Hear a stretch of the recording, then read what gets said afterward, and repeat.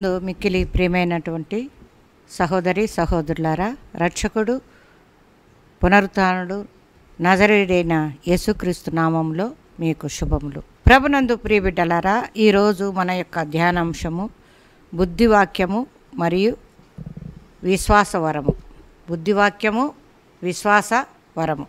ప్రియమైన బిడ్డలారా, బుద్ధివాక్యం అనేది పరిశుద్ధాత్మ ద్వారా మానవాతీతమైనటువంటి విధానములో దయచేయబడినటువంటి దైవ బుద్ధిలోని ఒక భాగం.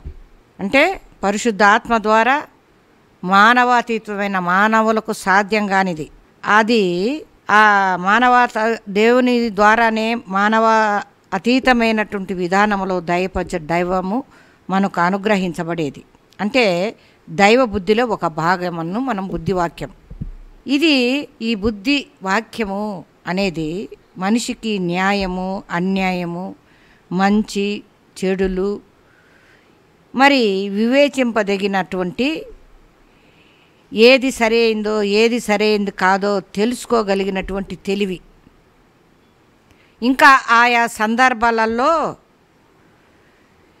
ఏమి పలకాలో ఏది చేయాలో వెంటనే నిర్ణయించుకోగల జ్ఞానం ఇచ్చేది ఈ బుద్ధివాక్యం. కాబట్టి మన యొక్క విశ్వాసపు జీవితంలో జ్ఞానవాక్యాన్ని యుక్తంగా ఏ విధంగా అన్వయించాలనో తెలుసుకోగలిగేలా దేవుని యొక్క ఈ జ్ఞానవాక్యంతో కలిపి ఉంటుంది. పౌలు అంటున్నాడు, బుద్ధివాక్యాన్ని జ్ఞానవాక్యాన్ని రెండు కూడా కలిసి వస్తూ ఉంటాయి.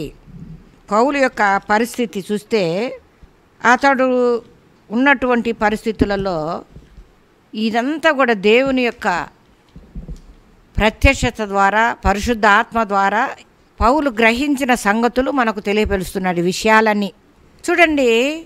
ఈ యొక్క దేవుడు మరి అననీయకు జ్ఞానవాక్యం ద్వారా మరి బయలుపరిచాడు. కఠిన సమయంలో ఏమి చేయాలనో కూడా బుద్ధివాక్యం ద్వారానే అది చేయగలిగినాడు. ప్రియబిడ్డలారా, అంటే ఉదాహరణకు ఒక వ్యక్తి ఒక చట్టపరమైనటువంటి సమస్యలో చిక్కుకొని ఉన్నాడు. ఒక వ్యక్తి ఒక చట్టపరమైన సమస్యలో ఉన్నప్పుడు వాళ్ళు న్యాయవాది దగ్గరికి పోతారు, లాయర్ దగ్గరికి. ఆ లాయర్ ఏం చేస్తాడు, ఆ వ్యక్తిని, ఆ న్యాయవాదిని మనం సంప్రదించినప్పుడు ఆ న్యాయవాది తన బుద్ధినంతా ఉపయోగించి ఆ క్లయింట్కు, దాని దగ్గరికి వచ్చిన ఆయనకి మరి ఏ భాగమైతే ఆ వ్యక్తికి అవసరమో, ఆ సమస్యకు ఏది సరిపోతుందో దానిని మాత్రమే తన దగ్గరకు వచ్చినటువంటి క్లయింట్కు నేర్పిస్తాడు. నువ్వు ఇలా చెప్పు, నువ్వు ఇలా మాట్లాడు, వేరేటి ఏం మాట్లాడొద్దు. ఆ జడ్జి దగ్గరికి పోయినప్పుడు ఇది ఇట్లా నువ్వు ఇట్లా చెప్పాలా మరి అని ఆ కేసు గెలవడానికి లాయరు చెప్తాడనమాట ఆ క్లయింట్కు. అవసరమైనటి మాత్రమే ఆ సమయానికి, ఆ సందర్భానికి, ఆ సమస్యకు సరిపోతుందనే దాన్ని మాత్రమే అతనికి చెప్తాడు, నేర్పిస్తాడు. అదేవిధంగా దేవుడు కూడా మనము తన యొక్క అనంతమైన జ్ఞానం నుండి, తనకెంతో జ్ఞానం ఉంది దేవునికి, కానీ తన భక్తులకు అవసరమైనటువంటి బుద్ధి వాక్కు, బుద్ధి జ్ఞానము, బుద్ధి వాక్కును పరిశుద్ధాత్మ ద్వారా అనుగ్రహిస్తాడు. దేవుని జ్ఞానం అనంతమైంది. ఆ గొప్ప జ్ఞానము నుండి తన భక్తులకు అవసరమైనటువంటి బుద్ధివాక్యము దేవుడు అనుగ్రహిస్తున్నాడు. ప్రియబిడ్డలారా, ఈ యొక్క బుద్ధివాక్యము దేవుడు అనుగ్రహించడం వలన ఏమి మేలు మనము చూస్తే ఇది ఎలా దొరుకుతుందంటే, మనకున్నటువంటి సహజంగా చాలామంది వివేకంగా ఉంటారు. ఆ వివేకం వలన ఈ బుద్ధివాక్యము రాదు ప్రియబిడ్డ. ఇంకా విద్య ద్వారా ఎంతో చక్కని చదువులు, పిహెచ్డీలు చేసింటారు, డిగ్రీలు పట్టాలు పుచ్చుకొని ఇంకా సైంటిస్టులుగా విదేశాలకు వెళ్ళి కూడా చదువుకుంటారు. వారికి అది అమోఘమైన శాస్త్రపరమైన సాంకేతిక జ్ఞానం ఉండొచ్చు. కానీ ఈ జ్ఞానము దాని వలన రాదు, పొందలేరు. సహజ వివేకం వలన పొందరు. ఎంత విద్యను అభ్యసించటం ద్వారా కూడా పొందేది కాదు ఈ బుద్ధి యొక్క వాక్యము, బుద్ధి జ్ఞానం. ఇది ఎలా దొరుకుతుంది? మళ్ళా మన అనుభవం ద్వారా పొందుతామా? ఎంతో అనుభవం ఉండి నాకు పెద్ద జ్ఞానం ఉంది, నేను చెప్పేది అనుభవపూర్వకంగా చెప్తున్నానని చెప్తుంటారు పెద్దవారు. కానీ వారి అనుభవము ద్వారా కూడా ఈ బుద్ధి వాక్యం అనేది, బుద్ధి జ్ఞానం ఉంది రాదు. కాబట్టి ప్రియబిడ్డలారా, మనము ఎంతో బైబిల్ అర్థం చేసుకుంటాం, బైబిల్ ఎంతగానో చదువుతాం, ఎన్నో నిఘంటువులు చదివి దాని అర్థాలు అన్నీ తెలుసుకొని ఉంటాము. కానీ ఆ బైబిల్ని అర్థం చేసుకొని ఉన్నంత మాత్రాన అవసరమైన జ్ఞానము మనకు ఉండదు. అటువంటి జ్ఞానం కూడా కాదు. మరి ఏందిది? ప్రియబిడ్డలారా, స్వభావరీత్యా మానవాతీతమైనది ఈ జ్ఞానము. మానవునికి అందుకునేది కాదు, అది మానవుని జ్ఞానానికి అతీతమైనది బుద్ధివాక్యం. ఈ దేవుడు అనుగ్రహించే బుద్ధివాక్యం అనేది, బుద్ధి జ్ఞానం అనేది దేవుడే ఇవ్వాల, పరిశుద్ధాత్మ ద్వారా ఇవ్వాలి అది. కాబట్టి మనము మన తెలివితేటల వల్ల ఉన్నాయిలే, నాకు బుద్ధి ఉందిలే, జ్ఞానం ఉందిలే అనుకోవడము మన భ్రమ. విద్య వలన రాదు, అనుభవం వలన రాదు, బైబిల్లో ఎంత పాండిత్యం వలన రాదు ప్రియబిడ్డ. కాబట్టి మన స్వభావ సిద్ధంగా దొరికేది కాదు అది. కాబట్టి ప్రియబిడ్డలారా, పరిశుద్ధాత్మ, ఆ పరిశుద్ధాత్మ చిత్తము చొప్పున మనకు ఇవ్వబడుతుంది. పరిశుద్ధాత్మ అంగీకారం ప్రకారం, ప్రతి పరిశుద్ధాత్మ ఇష్టపడినట్లుగా పరిశుద్ధాత్మ చిత్త ప్రకారమే మనిషికి తన ఇష్టమైన వారికి ఇవ్వబడుతుంది. కాబట్టి మనకున్నటువంటి జ్ఞానము, చదువు, బైబిల్ జ్ఞానము, ఇదంతా కూడా బుద్ధివాక్యం అనుకోవడము పొరపాటు, మానవాతీతమైనది. అది పరిశుద్ధాత్మ ద్వారా, పరిశుద్ధాత్మ చిత్తం వలనే మనుషులకు, కొందరికి ఆయన ఏర్పరచుకున్నటువంటి వారికి ఇవ్వబడుతుంది ప్రియబిడ్డలారా. కాబట్టి పరిశుద్ధాత్మ చిత్తము చొప్పున అది ఇవ్వబడుతుంది. ఎప్పుడు ఇవ్వబడుతుంది అది? ప్రత్యేకమైన అవసరానికి, సందర్భానికి ఇవ్వబడుతుంది ప్రియబిడ్డ. ఈ మానవాతీతమైన బుద్ధివాక్యం అది ప్రత్యేకమైన, ఎవరు చెప్పలేకపోయినారు ఈ సమస్యను, ఈ పరిస్థితులను. ఆ సందర్భములో బుద్ధివాక్యము దేవుని ద్వారా, పరిశుద్ధాత్మ ద్వారా పొందుకున్న వారికి సాధ్యమవుతుంది. ఎందుకంటే దేవుడు ఆ సందర్భానికి, ఆ అవసరానికి దేవుడే ఇచ్చి ఉన్నాడు. కాబట్టి దేవుని చేత పరిశుద్ధాత్మ ఇష్ట ప్రకారంగా ఇచ్చేది బుద్ధివాక్యము. కాబట్టి ప్రియబిడ్డలారా, ప్రత్యేకమైన అవసరానికి కొంత జ్ఞానం కొంతమందికి ఇస్తాం, దేవుడు పరిశుద్ధాత్మ ద్వారా పొందుకుంటారు. ఆ సందర్భంలో ఆ అవసరాని కోసమై పరిశుద్ధాత్మ ద్వారా ఇవ్వబడుతుంది. కాబట్టి ప్రియబిడ్డలారా, ఈ యొక్క ఏ ఉద్దేశం ఉంటుంది దేవునికి? మనం చూసినట్లయితే కొంతమందికి చక్కగా ఉపదేశించుట కొరకు ఆ బుద్ధివాక్యం అనుగ్రహింపబడుతుంది. కొంతమందికి మంచి కాపుదల, మంచి కాపరులుగా ఉండేదానికి వారికి ఆ బుద్ధివాక్యం ఇవ్వబడుతుంది. కాబట్టి ఈ జ్ఞానవాక్యము ద్వారా, బుద్ధివాక్యము ద్వారా, వివేచనము ద్వారా మరి బయలుపరపరిచిన జ్ఞానము మనం కాపాడుకోవాలి. చాలామంది బుద్ధివాక్యము, జ్ఞానవాక్యము, వివేకము పొందుకొని కూడా సరిగా కాపాడుకోపోవడం వలన అదేమైపోతుంది? విఫలమైపోతుంది. ఆ జ్ఞానం పోగొట్టుకుంటారు. కాబట్టి దేవుడు మనకు అనుగ్రహించినటువంటి ఈ బుద్ధివాక్యము, జ్ఞానవాక్యము, వివేచన వరము ఒక ప్రత్యేక పరిస్థితిలో మనం ఎలా ప్రార్థించాలి, దేవుణ్ణి ఎలా ప్రార్థించాలి.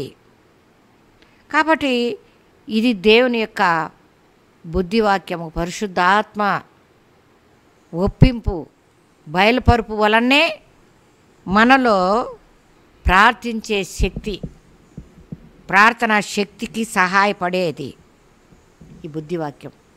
ఎటుబడితే అట్లా ప్రార్థించేదానికి ఈ వరం ఉన్న వాళ్ళు చేయలేరు. దేవుడు ఎందుకు అనుగ్రహిస్తాడో అది చేసి తీరుతారు ప్రియబిడ్డ. కాబట్టి మనము బైబిల్ నందు మనం చూసినట్లయితే ఎంతోమంది మనము ఉదాహరణ చూడవచ్చు. యేసు ప్రభు అరణ్యంలో శోధించబడినప్పుడు ఆ యొక్క అపవాది సాతానుకు యేసు ప్రభు ఇచ్చిన జవాబులు ఎట్లాంటి అంటే బుద్ధివాక్యం. దేవుని వాక్యంతోనే సాతానునికి ఆ సందర్భానికి ఆ మాటకు సరైనటువంటి జవాబు ఇచ్చి దాన్ని ఓడించాడు. ఏం చేయలేకపోయాడు సార్. అది బుద్ధివాక్యం. యేసు ప్రభు అరణ్యంలో నుండి వచ్చినప్పుడు ఆ సాతానుడు వేసిన ప్రశ్నలకు ఇచ్చిన జవాబులు పరిశుద్ధాత్మ ఆయనకు అనుగ్రహించినటువంటి బుద్ధివాక్యము. కాబట్టి అలాగే మరి శాస్త్రులు ఏదో విధంగా యేసు ప్రభును చిక్కుల్లో పెట్టాలని ప్రయత్నించినప్పుడు కూడా ఆయన వాళ్ళు కలవరపడేలా జవాబిచ్చాడు పరిశుద్ధాత్మ చేత ప్రియబిడ్డ. కాబట్టి మరి తిరిగి శాస్త్రులు పరిచయులు యేసును ఎలా తప్పు పట్టాలని ఎన్ని ప్రయత్నాలు చేసి చిక్కు ప్రశ్నలు వేసినారు. వారు తికమక పడేలా చెప్పినటువంటి యేసు ప్రభు జవాబు పరిశుద్ధాత్మ సహాయంతోనే అనుగ్రహించబడిందే బుద్ధివాక్యం. కాబట్టి నాడు సంఘములో ఎన్నో సమస్యలు వస్తుంటాయి, కుటుంబంలో సమస్యలు వస్తుంటాయి. సంఘములో సమస్యలు పరిష్కరించడానికి అపోస్తులు చెప్పిన మాటలు పరిశుద్ధాత్మ వారికి అనుగ్రహింపబడడం వలన ఆ అపోస్తులు చెప్పినటువంటి మాటలు సంఘాన్ని శాంతపరిచాయి, సమాధానపరిచాయి. ఈ బుద్ధివాక్యం అనుగ్రహించబడిన బిడ్డలు సంఘములో ఉన్న కుటుంబంలో ఉన్న ఎక్కడ ఉన్నా కూడా వారికి దేవుడు అనుగ్రహించినటువంటి బుద్ధి వాక్యము ద్వారా వారు సమాధానపరచగలరు. కాబట్టి వారికి పరిశుద్ధాత్మ అనుగ్రహించబడిన బుద్ధి వాక్యము ద్వారానే ఇవన్నీ సాధ్యపడతాయి. అందరికీ సాధ్యపడవు ప్రభు బిడ్డలారా. ఇది అందరికీ ఇవ్వబడి ఉండదు ఈ వరం. కాబట్టి కలవరపడుచు మరి ఎంతో బోధ విన్నవారికి అపోస్తులను పంపి వర్తమానముతో పరిశుద్ధాత్మ శక్తితో వారికి అనుగ్రహించబడిన బుద్ధి వాక్యము ద్వారా వాళ్ళు ఎంతమందినో దేవుని వైపు నడిపించారు. కాబట్టి ప్రమాదములో చిక్కుకున్న వారికి పౌలు చెప్పినటువంటి మాటలు ఎన్నోసార్లు ప్రమాదంలో చిక్కుబడినప్పుడు పౌలు ఎన్నోసార్లు వారికి చెప్పిన మాటలు ఆ పలుకులన్నీ కూడా పౌలుకు అనుగ్రహించబడినటువంటి బుద్ధి వాక్యమే. కాబట్టి ప్రియబిడ్డలారా శిష్యులందరికీ కూడా ఇవ్వబడింది. కాబట్టి మేమేమి సమాధానం చెప్పుదుమా అని ముందుగా వాళ్ళు చింతింపకుండా మా మనసులో నిశ్చయించుకోండి, మీరు మీ బోధ యందు ఎదురాడుటకు కాదనుటకు వీలు కాని వాక్కులు జ్ఞానము మీకు అనుగ్రహించబడతాయి పౌలు అంటున్నాడు వాళ్ళతో. కాబట్టి శిష్యులందరూ కూడా లోకాసు వార్తలో చెప్పబడినట్టుగా మీరు ఏ దాని గురించి చిక్కుపడద్దండి, మీకు అటువంటి వాక్కు అనుగ్రహించబడింది. కాబట్టి ప్రియబిడ్డలారా బుద్ధివాక్యము మాట్లాడటానికి ఉండనక్కర్లేదు ప్రియబిడ్డలారా. మాట్లాడుతుంటే ఎంత తెలివిగా మాట్లాడినాడు, ఎంత గొప్పగా మాట్లాడినాడని అనిపించుకోవాల్సిన అవసరం లేదు. ప్రశాంతంగా ఇది ఒక ప్రత్యక్ష వరం ప్రియబిడ్డ. ఒక ప్రశాంతంగా ఒక వ్యక్తి మనసులోనే తరచుగా మంచి ఆలోచన చెప్పేవాడుగా, దేవుని ఆజ్ఞ చేత నడిపించబడేవాడుగా దానితో పాటు ఇవ్వబడుతుంది. మాట్లాడే చాతుర్యం లేనప్పటికీ బుద్ధివాక్యం ద్వారా ప్రశాంతముగా శక్తి యొక్క ఆ యొక్క బుద్ధివాక్యం యొక్క శక్తి మనసులోనికి వస్తుంది ప్రియబిడ్డ. మనము ఆ బుద్ధివాక్యాన్ని సంపాదించుకోవచ్చు. కాబట్టి మామూలుగా ఏ విధంగా మనము దేవుని యొక్క శక్తి ప్రత్యక్షమవుటకు మరి తరతరముల వారు ఈ యొక్క బుద్ధివాక్యము లేక మాకు మంచి జ్ఞానం ఉందని వాక్యం ఎన్నో కార్యాలు చేస్తామని చెప్తూ ఉంటారు. కానీ ఈ వాక్యం రావాలంటే విశ్వాస వరం, విశ్వాసము వేరే, విశ్వాస వరము వేరే. ఒక పరిమిత కాలములో ప్రత్యేకమైనటువంటి ప్రయోజనం కొరకు అనుగ్రహించబడినది అది మానవాతీతమైన శక్తి. ఈ మానవులకు అతీతమైన మానవుని యొక్క శక్తికి మించినటువంటి విశ్వాసపు శక్తి. కాబట్టి ఈ విశ్వాస వరం అనేది ఒక ప్రత్యేకమైన కార్యాన్ని చేయడానికి మరి దేవుడు అనుగ్రహిస్తున్నటువంటి శక్తి ప్రియబిడ్డ. సాధారణ విశ్వాసం ఉంది, కానీ విశ్వాస వరం అనేది దేవుడు అనుగ్రహించున్నటువంటి మానవాతీతమైన విశ్వాసపు శక్తి. అసాధ్యమైన కార్యాలను చేయడానికి ఈ విశ్వాసపు శక్తి ఒక ప్రత్యేకమైన శక్తిగా విశ్వాస వరాన్ని దేవుడు అనుగ్రహిస్తున్నాడు ప్రియబిడ్డ. కాబట్టి ఒక ప్రత్యేకంగా ఒక విశ్వాసికి ఈ విశ్వాస వరము ఇవ్వబడుతుంది. ఎలా పొందుకుంటాం? ఈ విశ్వాస శక్తిని, వరాన్ని ఎలా పొందుకోవాలి? మనకు ఆత్మల వివేచన, జ్ఞానవాక్యము, బుద్ధివాక్యము అని ఈ ఒక్క ప్రకటన చేసిన వరములు పనిచేయుట ద్వారా మనలో బుద్ధి, జ్ఞానము, ఈ ఆత్మ వివేచన ఇవన్నీ కూడా మనలో బాగా పనిచేయాలి. ఆ వరాలన్నీ మనలో ఉండి పనిచేయడం వలన అప్పుడు ఈ చివరిగా విశ్వాస వరం పొందుతాం. ఇది దైవశక్తి ప్రియబిడ్డ. కాబట్టి బుద్ధివాక్యం ద్వారా విశ్వాసికి బయలుపరచబడినప్పుడు విశ్వాసలో మానవాతీతమైనటువంటి గొప్ప విశ్వాసం దిగి వస్తుంది. వారిలోకి గొప్ప విశ్వాసం వస్తుంది. అదే ధైర్యం మనలో పనిచేయడం ప్రారంభిస్తుంది. ఆ విశ్వాసం వరం పొందిన వారిలోకి ఒక ధైర్యం అంతే. కాబట్టి ఈ విశ్వాస వరం వలన మనకు ఎన్నో ప్రయోజనాలు ఉన్నాయి ప్రియబిడ్డ. దేవుని మహిమ తెస్తుంది. అటువంటి విశ్వాసపు వరం కలిగినటువంటి శక్తిని పొందిన వ్యక్తుల ద్వారా దేవునికి మహిమ వస్తుంది. ఇంకా ఇతరులను దేవుని నమ్మునట్లుగా చేయగల శక్తి ఈ విశ్వాస వరములో ఉంది. అలాగే ఆశ్చర్యకరమైనటువంటి దైవ భయం పుట్టిస్తుంది. ఈ శక్తి ఉన్నవారు విశ్వాసపు వరము కలిగిన వారు. విశ్వాసపు వరం అంటే మనకున్న విశ్వాసానికన్నా అధికమైన శక్తి. అది విశ్వాసపు శక్తి. అధికమైన విశ్వాసపు శక్తి కలిగిన వారికే అది విశ్వాసపు వరం. కాబట్టి ఈ విశ్వాస వరం ఉన్న వారి ద్వారా ఏం జరుగుతుంది? దేవుని వారి ద్వారా దేవుడు మహిమపరచబడతాడు. వారి ద్వారా ఇతరులకు దేవుని యందు నమ్మకము పుట్టించే శక్తి వాళ్ళలో ఉంటుంది. తర్వాత వాళ్ళు ఆశ్చర్యకరమైన అటువంటి దైవ భయం పుట్టించగలరు. అంత విశ్వాసపు వరము, విశ్వాసపు శక్తి కొంతమందికి దేవుడు చిత్తము చొప్పున అనుగ్రహించబడుతుంది ప్రియబిడ్డ.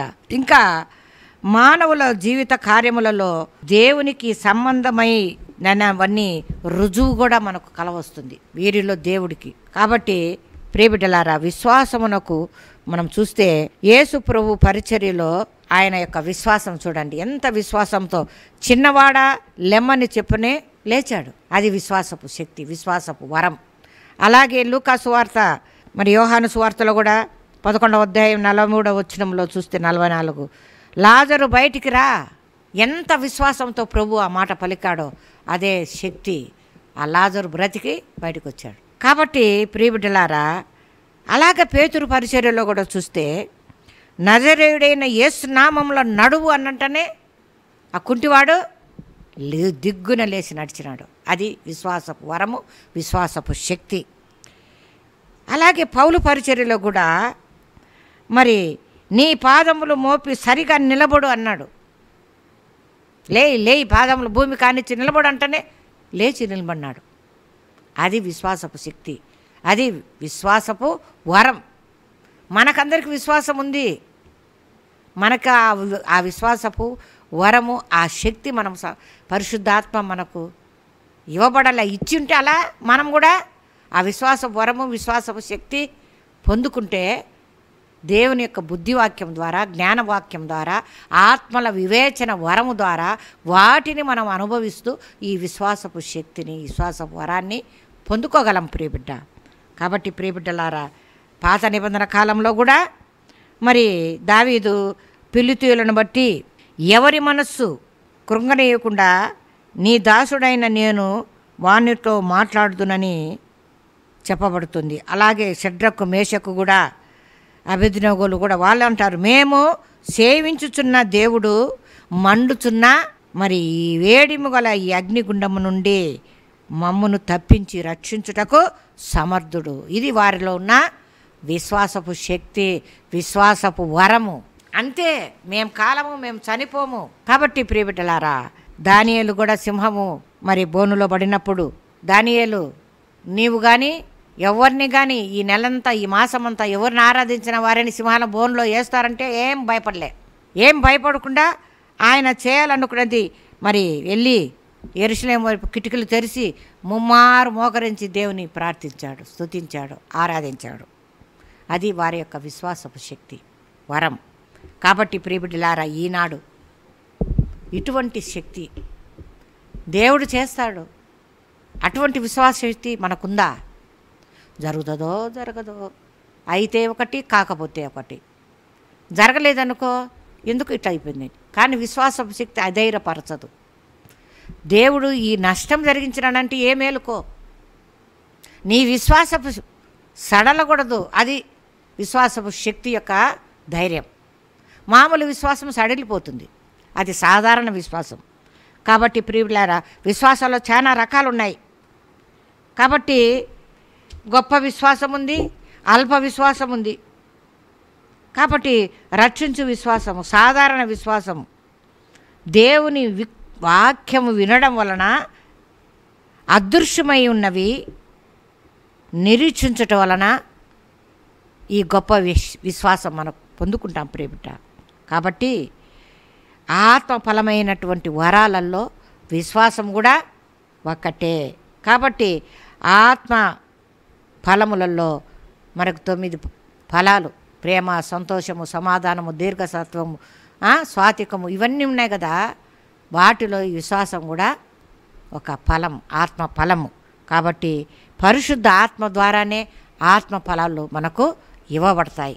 ఈ విశ్వాసం కూడా విశ్వాసపు శక్తి, విశ్వాసపు వరము పరిశుద్ధ ఆత్మ ద్వారా అనుగ్రహించబడుతుందే కానీ మనము విద్య వలన, జ్ఞానం వలన, బైబిల్ పాండిత్యం వలన, మన అనుభవం వలన రాదు. కాబట్టి ప్రియబిడ్డలారా, ఈరోజు మనము బుద్ధివాక్యము, విశ్వాస వరాన్ని గురించి మనం కొద్ది సమయంలో కొంతవరకు మనం తెలుసుకున్నాం. ఇంకా బాగా చదవండి దీని గురించి. ఇంకా ఎంతో మరి మన పరిశుద్ధ గ్రంథం వివరించబడింది. ఇంకా తెలుసుకుంటే మనము దేవుని యొక్క శక్తిని, దేవుని యొక్క జ్ఞానాన్ని, వివేకమును, ఆలోచన శక్తిని అంతటిని పెంపొందించుకోగలము. అటువంటి జ్ఞానవరము, బుద్ధివాక్యము దేవుడు మనకు దయచేయాలి. విశ్వాస వరం మనం అందరం పొందుకోవాలి. విశ్వాస శక్తి చేత ఈనాడు మరి మనం కూడా దేవుడు ఇచ్చేదానికి సిద్ధంగా ఉన్నాడు.